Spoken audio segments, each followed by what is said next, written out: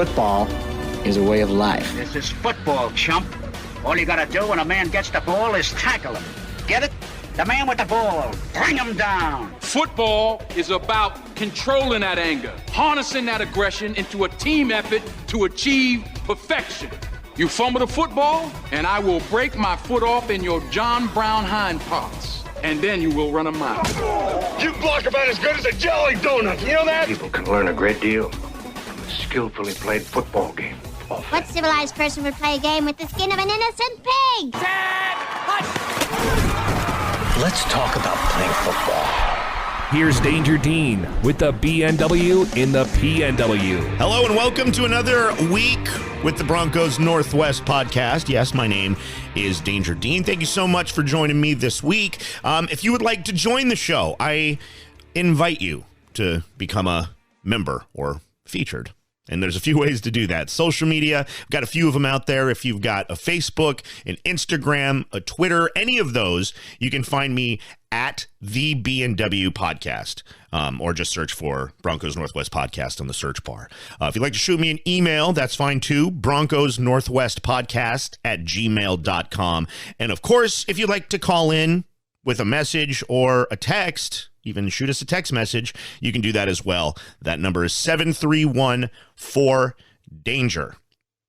Shoot us a message and we'll feature you here on the show. A few tiny Broncos news tidbits to get to in passing before we get started. I do want to bring up the fact the Broncos have done some movement as far as signing and releases. Last week, we talked about Isaiah Mack being picked up. This week, the Broncos announced they have released Kyle Peko. This one's interesting to me because I feel Kyle Peko has been released by the team at least a dozen times.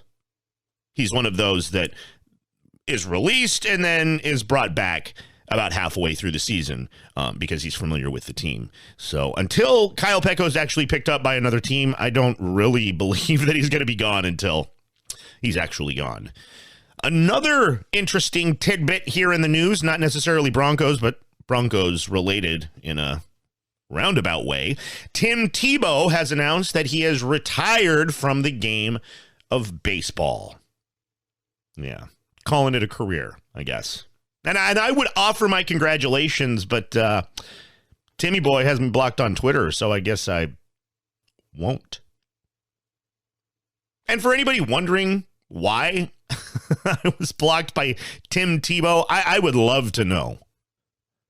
And it's not like I wasn't critical, but I never attacked him personally or singled him out. Was I critical on things like Twitter of how he played? Yeah, I definitely was. Was it exciting? It was. Was it frustrating equally? Yes, I think it was. If you were to ask me, I don't think Tim Tebow's actually the one that blocked me. I know his brother was running some of his social media there for a little while. I have a feeling that that my blocking is a result of his brother's overprotection of the Tim. Whatever, man. I'll be the bigger person. I'm not going to block you. Ball's in your court. Let's be friends, Tim. Sound off. 731-4DANGER. You know, when we take a look back at the 2020 season, it's really hard to overlook the fact that it was just another losing season for the Denver Broncos. However, there were some highlights to come out of last season. I mean, you really got to look for that silver lining, but it's there. Pro Football Focus released their top 100 players of 2020, and wouldn't you know it, we've got not one, not two, not three, but 4 Denver Broncos that cracked the top 100. Justin Simmons coming in at number 99. That's an important one because, of course, Justin Simmons looking down the barrel of free agency. Broncos country hoping something gets done with Simmons, but at this point, it looks like franchise tag. Can we not do that, please? Kareem Jackson also made the list, coming in at number 87. Another potential free agent, someone who's been advocating for Deshaun Watson to come to Denver. Also played with him in Houston as well. Bryce Callahan coming in at number 61, which I found interesting because Callahan was injured for a good chunk of the season. But shows you how well he played, coming in at number 61. And the 4th Bronco, the highest rated Bronco in 2020, Garrett Bowles.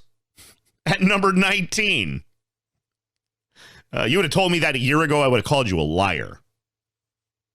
So there are some things to grow and build upon going into the 2021 season. I can't believe we're talking about Garrett Bowles as being one of the best players on the Denver Broncos. That kind of improvement, that makes you excited for the coaching staff that's in place and to see what they can do with a full roster. As far as contracts go, Mike Kliss is reporting that no contract talks have gone forward with Von Miller or Kareem Jackson. Now, of course, we know about the drama that Von Miller was just involved in, or I guess we don't. We only know a few very, very vague details about this police investigation with him and his girlfriend / future child's mother, Megan Denise. Outside of there was an incident, we don't really know what was going on. So maybe that incident has to do with why Von Miller hasn't been approached to solve that contract issue. Kareem Jackson, also an interesting one, because again, he is one of the guys that's been advocating for Deshaun Watson to come to Denver. So if he walks, what does that say about that whole campaign? And to travel further down the rumor mill, when it concerns Von Miller, the team is most likely to decline his offer, which will obviously make him a restricted free agent. Again, this is per Mike Kliss. And the rumor is the Browns are interested if they're unable to land J.J. Watt, another former Texan who's looking for a new home. J.J. Watt is the Browns' main target. So if they fail to land J.J. Watt, could Von Miller be their guy? This is a situation worth watching because this could be, outside of the quarterback decision, one of the biggest stories to come out of free agency. Now, Von isn't the only one with a little uncertainty, of course, when it comes to their contract. Talked about it before. Von Miller, of course, Kareem Jackson, and Justin Simmons. Justin Simmons is an interesting one because at this point they haven't progressed with any contract talks when obviously he was one of their best players of the 2020 season. The feeling is they will get something done eventually, but that might not come until later in the year. Get him with the franchise tag now and then use the next few months to negotiate an actual contract before training camp starts. That would be the best case scenario. I'm not too big on how the Broncos treat their outgoing free agents. It's never really been copacetic, if you will. Kareem Jackson is another one who is outstanding talent and I think would be beneficial to keep on the team. However, I have to scratch my head when I hear that they're not negotiating contracts with Von Miller, with Justin Simmons, with Kareem Jackson. It makes me wonder what the plan is with George Paton, the brand new general manager. Obviously, he's got some ideas and options to go with those ideas as well. So as we hit free agency and as we get closer, it'll be interesting to see all of that unfold. As far as the biggest piece that we've been talking about, Deshaun Watson, we've got some working pieces with him as well. We go to John Mclean. Now, if you're unfamiliar with who John Mclean is essentially the Mike Kliss of the Houston Texans. He's the guy that if the team wants some news to be released to the media, that's the guy they're going to go through. Mclean, interestingly enough, is saying there is no chance Deshaun Watson becomes a Bronco. He's actually saying no chance whatsoever. That's not to say he hasn't been wrong in the past about some other predictions that he's made. He's saying that the Jets, the Panthers, and the Dolphins are front runners to land Deshaun Watson. And you would have to assume that Deshaun Watson is giving his input on that as well. However, at this time, it's still being reported that the Texans will not be trading Deshaun Watson. Hard to see what they're doing there. It feels like what they're trying to do is gauge the biggest haul that they're going to be able to get for this player. And I think by telling teams that he's not available or they refuse to, it'll continue upping up the price that they're going to receive. Let's take to the phones and see what you think about the possibility of Watson in a Broncos uniform in the 2021 season. What say you, man? I listened to your podcast last week, or actually the last two. I'm starting to get into them. Actually, for a local guy, it's pretty cool to, hear kind of like a normal guy's opinion. And I wanted to weigh in on Deshaun Watson. I feel that Denver isn't just a pawn to get Deshaun Watson this offseason. I feel of the three teams that kind of like are being thrown out for Deshaun Watson, Miami, the Jets, and the Broncos, you really look at Miami. What does Deshaun Watson have there? There's not a whole lot in Miami. There's not, they don't really have the offensive weapons ready for him to compete. He'd be in the same situation he's in Houston. They have a decent defense. They have a really good defense in Miami.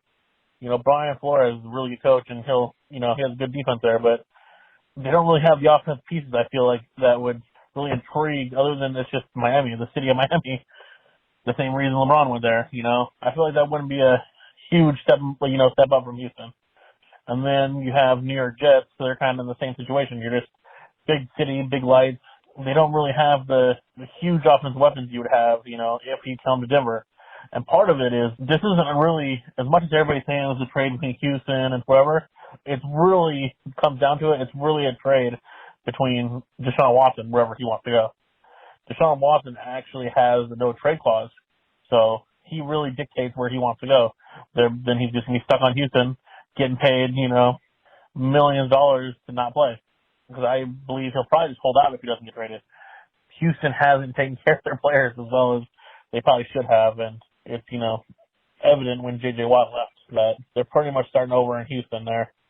And, with Hopkins leaving last year for basically a bag of potato chips, and, J.J. Watt being released, I think Watson's going to be the next one, and there's really I don't believe any reasons why Denver wouldn't be, a suitable option for him.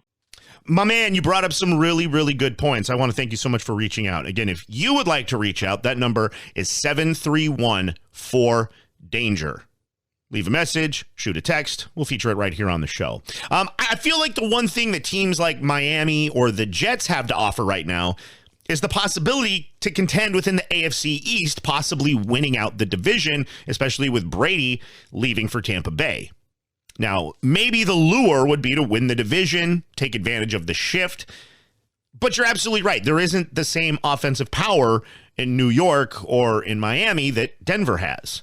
The Panthers are another team that have been mentioned throughout this week, but then I go back to having to face Brady twice a year, and maybe that isn't all that attractive, understandably so.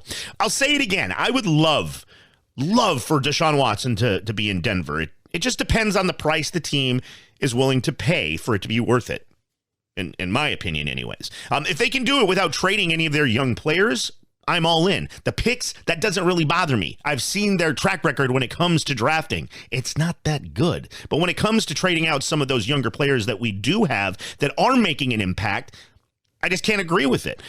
For example, I've seen Bradley Chubb's name tossed around in a trade package. But with Von Miller potentially not coming back, I think a move like that would be detrimental to the team. And out of all the scenarios that you laid out, especially the no trade clause, I don't think the chances of him sitting out this season are out of question. I think that might actually be the biggest possibility. As we've seen, players have more and more control over where they end up. It's starting to work that way. The end result of this could be the most telling factor as far as how Watson feels about his career moving forward. If he ends up in Denver, then you know he wants to play in Denver, and honestly, that has to make Broncos fans pretty excited about what could come. I don't want it to come off like I'm not a fan of Deshaun Watson coming to Denver, because I am. I'm actually elated over the idea of him becoming a Bronco. I just cannot get over trading all the picks and then some players for this one player. But if it happens, I'll be the first one to admit I'm pretty excited about the move.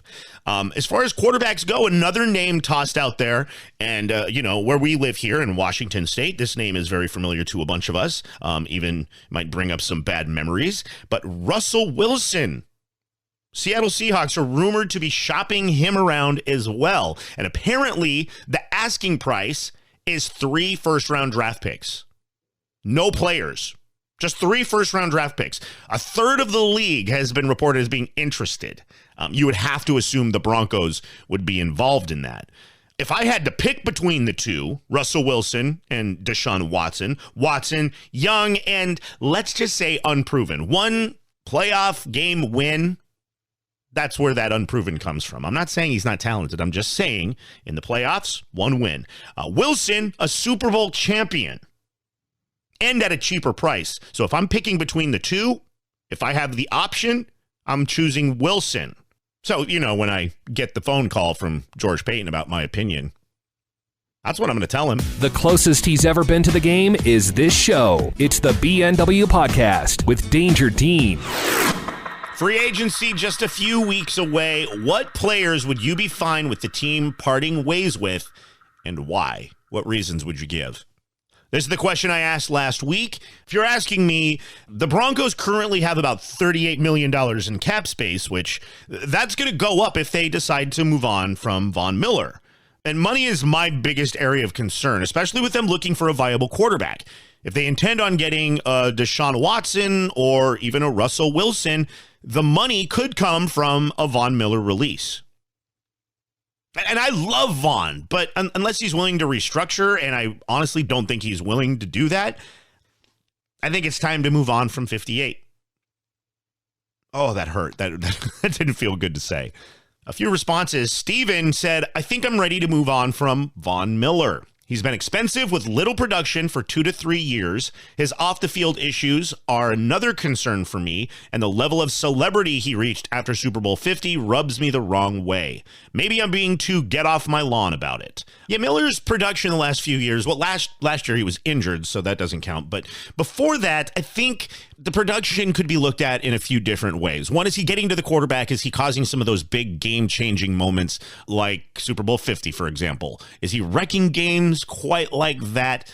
No. But what he does do is he draws attention from multiple offensive linemen trying to protect the quarterback. Now, that does two things. One, it renders Von Miller completely, I don't want to say useless, but he's not able to be the Von Miller that we all know and love. But on the other hand, if you have players that can compensate, then those players are open up to also make plays. And like I mentioned before, I love Von Miller, but that cap hit could really change the team around and their plans and what they plan on doing. Alex agreed with Steven. He said, I think it's time we move on from him. May it be a trade for Watson, as he loves Texas. So if Von Miller is included with that trade package, now we're not talking about a younger up-and-coming player. We're talking about Von Miller. So if it's the trade picks and just Von Miller for Deshaun Watson, maybe that is the way to go. I have a hard time saying that, though, because I love Von Miller. The jersey that I wear on game day every week is a Von Miller jersey. I've worn it since he was drafted, and it would be heartbreaking to watch him leave the team. It would be a very sad day in Broncos country. Alex goes on to say, personally hope we sell the farm of first-round draft picks, like 2 firsts, 2 seconds, Miller, and maybe Tim Patrick for Watson. So Alex is laying it on the line. Those are the players he's willing to part ways with in order to bring on Deshaun Watson. Tim Patrick was just such a good, solid piece of the offense last year, especially with Courtland Sutton going down. But I will say, I believe one of their strongest offensive rooms would be that wide receiver room. So Von Miller and Tim Patrick for Deshaun Watson. I'm not going to lie, Alex, you might have me coming around here just a little bit.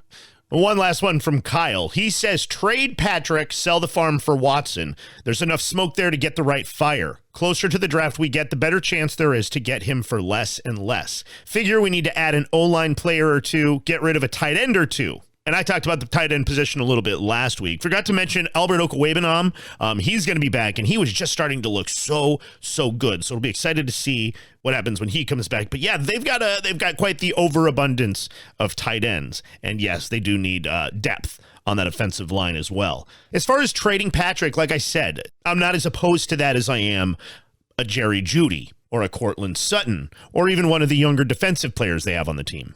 Which was the rumor. They were asking for young defensive players. But Kyle, you're in the camp of whatever it takes to get Deshaun Watson. I completely understand. And thank you so much, man. I always appreciate your opinion. If you want your opinions heard on the show, well, I've got your opportunity. Check it out. Assignment Broncos Country. As we talked about, there was rumors floating around about Von Miller and Kareem Jackson not being approached about their contracts. How would you feel about potentially losing both players to free agency?